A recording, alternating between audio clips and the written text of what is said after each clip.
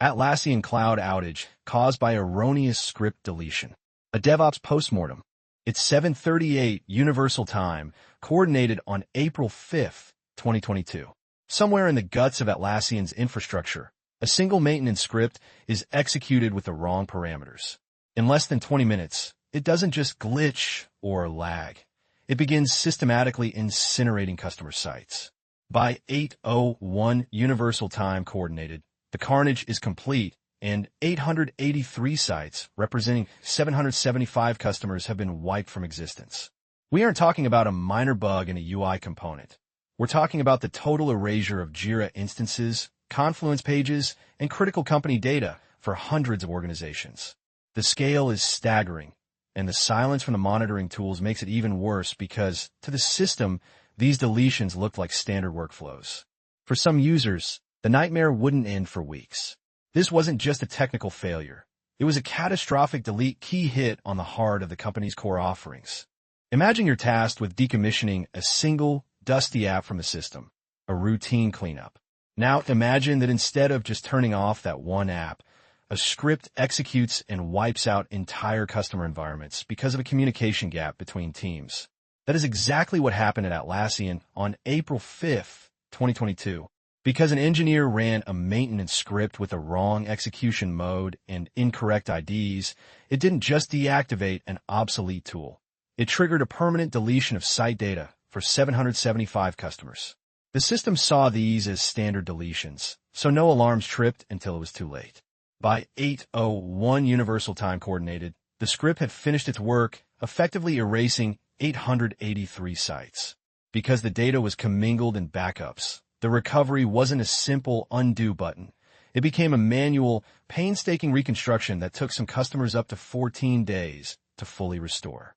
It was a brutal reminder that when you automate destruction, you have to build in every possible guardrail to stop a typo from becoming a catastrophe. It was April 5th, 2022, and for Atlassian, it started as just another day of maintaining a massive cloud ecosystem. The infrastructure was humming along, supporting thousands of customers across Jira, Confluence, and Opsgenie. Everything seemed stable until the team initiated a routine maintenance task involving the Insight app. The goal was simple: deactivate an obsolete standalone application. However, a breakdown in communication between the requesting team and the execution team created a fatal gap in the logic. Instead of targeting specific app IDs with a mark for deletion flag, a script was prepared using incorrect parameters and site IDs. It was equipped with a permanently delete mode, a high-stakes hammer that lacked sufficient system warnings or safety rails. When the script hit the production environment at 7:38 Universal Time coordinated, it didn't just deactivate an old app. It began systematically erasing entire customer sites from existence. The clock hit 7:38 Universal Time, coordinated on April 5th, 2022, and that's when the ghost in the machine finally manifested. An engineer, operating under a cloud of miscommunication between teams, triggered a maintenance script intended to simply deactivate an obsolete standalone application. Instead, because of an incorrect execution mode and a flawed list of IDs, the script went rogue. It didn't just turn something off. It began systematically purging data. By 8:01 Universal Time coordinated, the script had finished its run, having permanently deleted 883 sites belonging to 775 customers. When the first support ticket hit at 7:46, the fuse was already lit. By the time the team realized the Insight app script was the culprit at 8:53, the damage was catastrophic. Because the data was commingled in backups, there was no undo button. It became a grueling, manual reconstruction of lost digital worlds that wouldn't be fully resolved until nearly 2 weeks later on April 18th. It started as a routine cleanup, but the logic was fundamentally broken from the jump. When that script hit production at 7:38 Universal Time, coordinated on April 5th, it didn't just prune an old app. It began a scorched earth campaign across the infrastructure. Because of a catastrophic communication gap and incorrect parameters, the script skipped deactivate and went straight for permanently delete. By 8:01 Universal Time coordinated, it had finished its run, wiping out 883 sites, affecting 775 customers who suddenly found their Jira and Confluence instances gone. The real nightmare was the cascade of recovery. Since customer data was commingled in the backups, there was no magic button to undo the damage without risking other users' data. It forced the team into a grueling manual validation process for every single site. It took until April 18th at 23:57 Universal Time, coordinated to finally restore everyone. But for some, that crawl lasted nearly 2 weeks. It started as a routine maintenance task to decommission an obsolete standalone application, but a fatal communication gap turned it into a catastrophe. Because the requesting team and the execution team weren't perfectly aligned, an engineer ran a script with the wrong execution mode and a corrupted list of IDs. Instead of just deactivating an app, the system interpreted the command as a permanent wipe. The script possessed both mark for deletion and permanently delete capabilities. Unfortunately, it was triggered in the latter mode using site IDs rather than application IDs. This massive logic failure hit the deck at 7:38 Universal Time, coordinated on April 5th, 2022, immediately purging the first customer site. By 8:01 Universal Time coordinated, the script had finished its run, wiping out 883 sites and impacting 775 customers.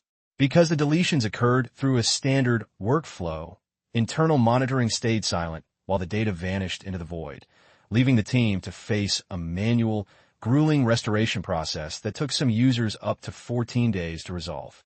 This wasn't just a glitch, it was a scorched earth scenario for anyone relying on the Atlassian ecosystem. When that script hit production on April 5th, 2022, it didn't just stumble. It systematically wiped out 883 sites belonging to 775 different cloud customers.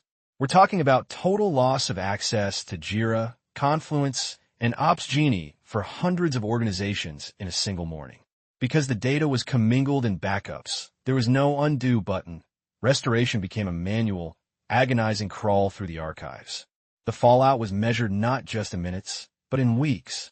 While some were back online by April 8th, the tail end of the recovery dragged on until April 18 at 23:57 Universal Time coordinated.